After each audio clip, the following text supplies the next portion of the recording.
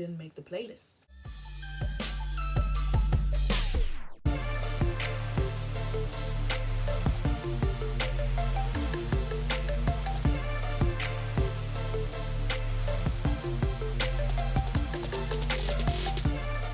Hi people, it's Ebony JP and I'm back with another video. I'm going to be talking more quiet today than usual.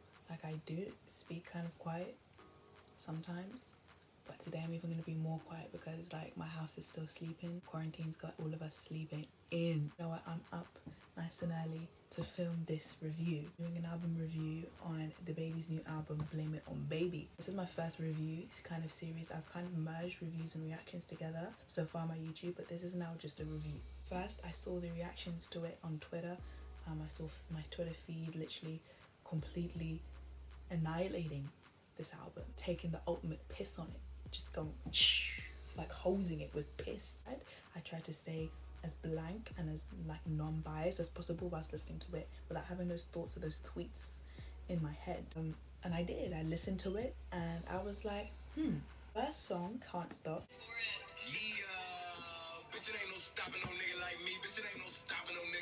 It was a weak intro to the album in the sense that it got a bit repetitive in its chorus and its hook, saying you can't stop, like, just the way he kept saying it.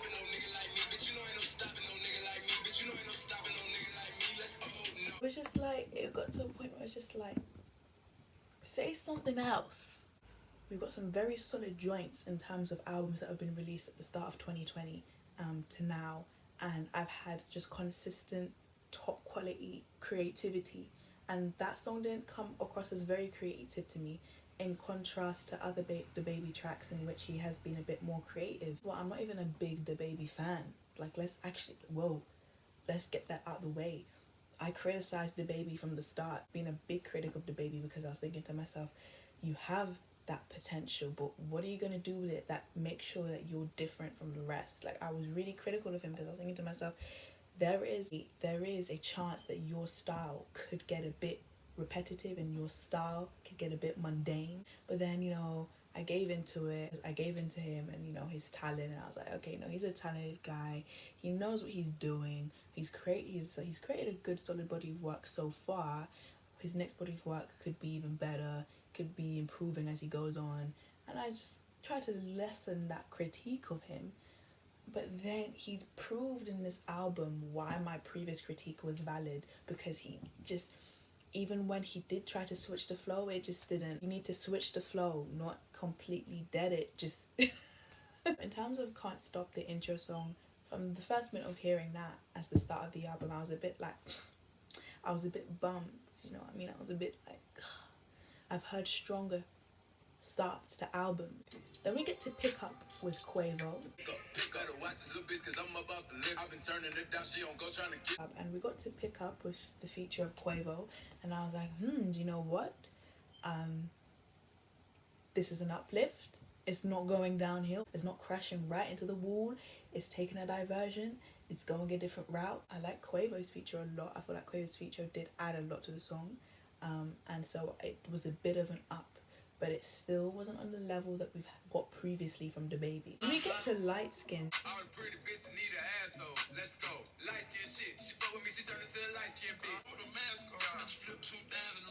then we get to Light Skin, Sugar Honey Iced Tea. Future, we have the Future feature and someone called Jetson Made. I don't know who that is, but I saw Future and I was excited because I thought maybe Future will give this track some no, I'm saying something. And he did. In fact, the only part I liked of that track was the Future bit. I think the production was very neat, very sick production. It had the potential to be an even better song than it was, because that beat was so diverse. You could have done so much with that beat. It's quirky, it's funky, it's fun, but it still has that Dababy bass, boom, boom, that thump, which means it could have been a hard track as well as a playful track. You know what I'm saying? A lot could have been done with that track, and I feel like Future's the only one that did something with it. Let's go. My uncle taught a nigga how to hustle. My mama taught me how to use a rubber. Kind of do like talk about his hook, because I like the story he was telling. I like, you know, the insight he was giving of his journey, of his life, and how he put that in a hook with such ease. it was quite flawless, because it's kind of something that is typical of the verse, that storytelling, that I've come from here, there, I've struggled through this, I've been doing this since I was 19 or whatever. That's typical in the verse, but he's put it in the hook and he's made it seamless and made it catchy. So it was like, you're listening to it, you're bouncing to it, but still you're getting that deepness from it. So I did like talk about its hook, but then it lost me in the verses a bit. I got a bit bored towards the end of the track, and it didn't make the playlist. But I did like that hook. I did really enjoy that hook. I have to say, I did enjoy the chorus. Now, I saw on Twitter, I saw a little video of it, and people commenting on like, oh, why he was singing, what he was doing with his voice. And you know what? My old bitch miss me. I miss you too. I can't even count. For real. Now I'm gone. When I heard it, I wasn't actually that thrown off by the singing. I think that he was sounding a bit like Future. It was sounding very reminiscent of Future's sound, Future's flow, the way he sings, the way he uses the auto-tune. It was very reminiscent of that, and I was just like, we already have a Future. We didn't need the singing. We didn't need the auto-tune singing, but I don't hate it. I don't hate it. I really don't. Let's go get a crib. I can live with me, babe. Know you think about when you was with the babe. I really do like this beat, the futuristic, the kind of ethereal sound to it. You like the beat, quite melodic, but in a subtle way. And I like Baby's rapping on it. I did like this track. I did save it because besides the singing, it's a solid track. And even with the singing, it's not too bad. I do not mind it at all. And I feel like a lot of people are hating on it, but I think it could grow on a lot of people. Because it grew on me. The singing grew on me. With more listens, it grew on me. I know the feeling ain't you ever feel the way I feel, you know it feeling maybe used to kick it, she was feeling baby. She stepped on my arm, having feeling basic. We have Find My Way, which I think was a bop. I feel like, you know, there was definitely there's definitely a solid single that he pre-released before he released this album. I never actually listened to Find My Way when it came out, before the album came out. I listened to it within the album, and I was just like, yeah, this is solid, this is solid. He kept to himself with some differences in there, some subtle changes. I love the beat, the little kind of strings in the background and the melody. I like it a lot. Then we've got Rockstar of Roddy Ricch. I think it's an excellent coming together in this song, because Rockstar was an excellent track, went straight to the playlist. A lot of people say that it's only good because Roddy Ricch is on it. But no, I actually think even Dababy upped it up a notch in this track. I think he did what the track needed him to do with it. He didn't try to do the most. He knew what the track needed and he stuck with it, and it was good. And I like what he did with this track. I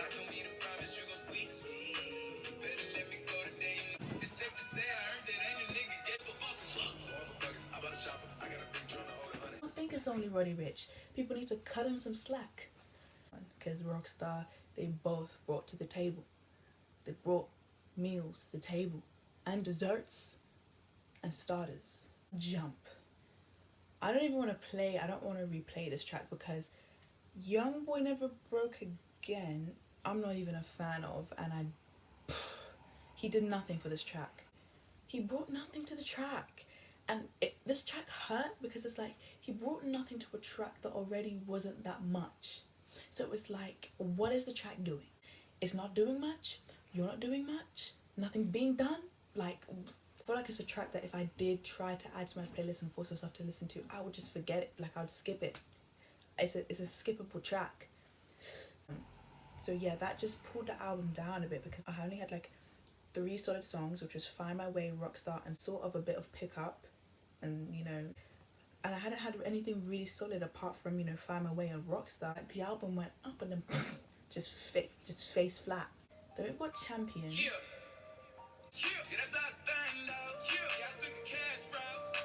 A lot. I liked its hook. I liked this, again, the message within the song. The idea of him, that drive to succeed, to gain the money that he needs, that he wants to, you know, fuel the lifestyle he wants to live.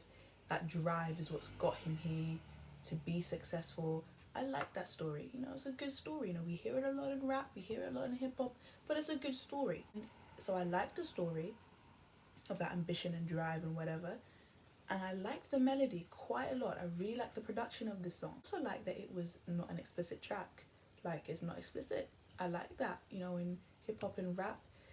Every song is explicit. It's hard to play it around my mum. She starts putting faces. And there was just, again, something missing. It was like, it's good, but, and it's hard to place my finger on what gave me some, but I was like, but, like, you took me there, but what if you could take me higher? Do you know what I mean? It's just that what if track. Then we've got Drop.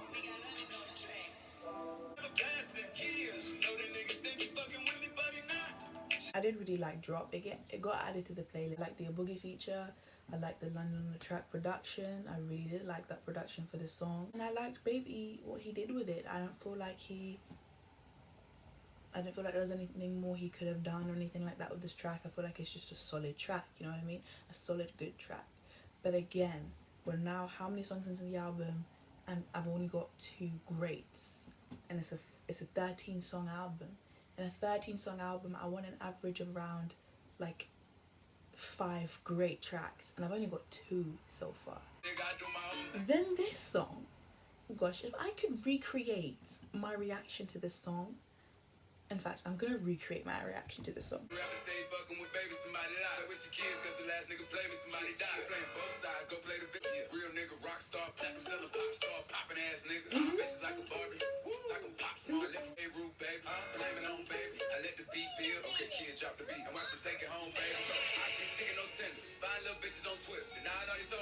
It went from like that hardcore in your face boom pow to Mario Kart. I was like, what?